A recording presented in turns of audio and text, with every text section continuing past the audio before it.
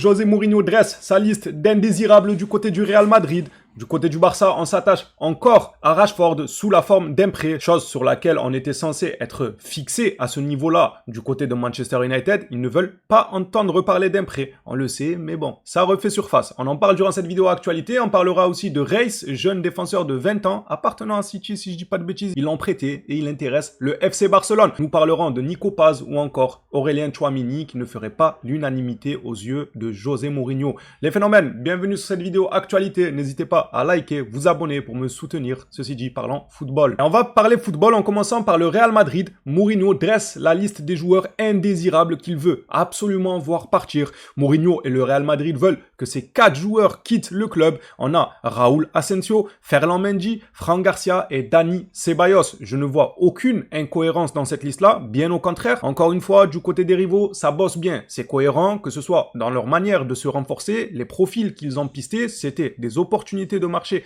à saisir et c'est pareil dans le sens des départs. C'est des joueurs indésirables au club qui ne vont, à mon humble avis, pas du tout manquer au Real Madrid. De toute façon, si je me trompe, les merengues, vous pouvez me corriger dans l'espace commentaire, mais moi de ce que je vois, surtout avec un avis vu de l'extérieur, ces joueurs-là ne vont pas manquer à Madrid. Sauf que, eux aussi, tout comme le FC Barcelone, ils ont des joueurs qui ne veulent pas partir. Nous, on a ça avec les Araujo, les Ferran Torres, même si c'est mitigé au sein de la communauté, mais le joueur ne veut pas partir et le club prend la température de temps à autre. Eux, de leur côté, c'est Mendy, Asensio et Ceballos. Lisons ça ensemble. Cependant, Mendy et Asensio veulent rester. Ceballos veut partir libre en 2027. Le petit coquin, il veut gratter sa prime à la signature. On le voit de plus en plus souvent, les joueurs qui sont portés vers l'argent, attendre la fin du contrat pour partir libre, pour gratter une belle somme à la signature, chose que tu ne peux pas espérer avoir si on venait t'acheter parce que le club qui t'achètera te dira mais on a déjà payé une indemnité de transfert à ton club actuel, donc on peut pas non plus t'offrir mondes et merveilles, il faut pas abuser, il faut doser. Mais lorsque tu arrives libre, le club d'en face va se frotter les mains,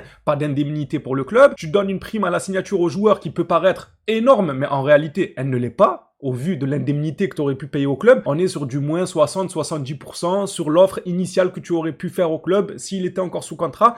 Tu te retrouves à payer 30%, 37% de cette somme en la donnant aux joueurs directement pour qu'ils puissent signer. Tu m'étonnes que les joueurs, ces petits filous, ils essayent de plus en plus d'attendre la fin de leur contrat et se barrer ailleurs pour s'en mettre plein les poches. Est-ce qu'on peut leur en vouloir ?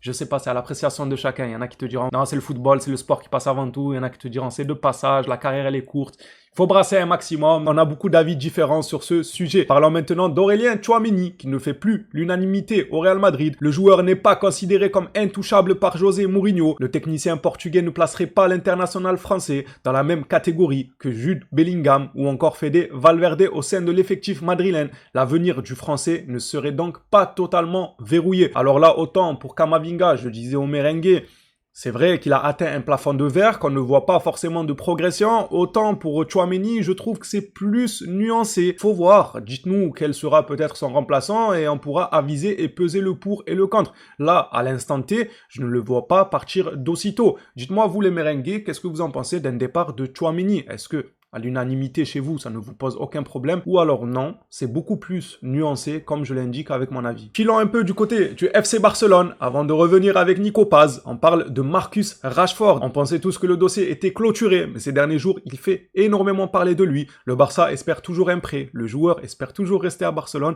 il refuse d'aller dans un autre club de Première Ligue. Marcus Rashford fait officiellement son retour à Manchester United, la clause d'option d'achat de 30 millions pour Barcelone ayant expiré, aucune décision sur l'avenir pour le moment, car le Barça reste intéressé par le maintien de Marcus, mais seulement sous la forme d'un prêt. Manchester United prend son temps pour prendre une décision. Le Barça veut un prêt. United a déjà communiqué à ce sujet il y a des mois en arrière en disant que c'est impossible qu'on le laisse en prêt, faites sauter la clause, sinon il ira ailleurs. Seulement, le joueur bloque son transfert ailleurs parce qu'il n'est pas intéressé par d'autres clubs.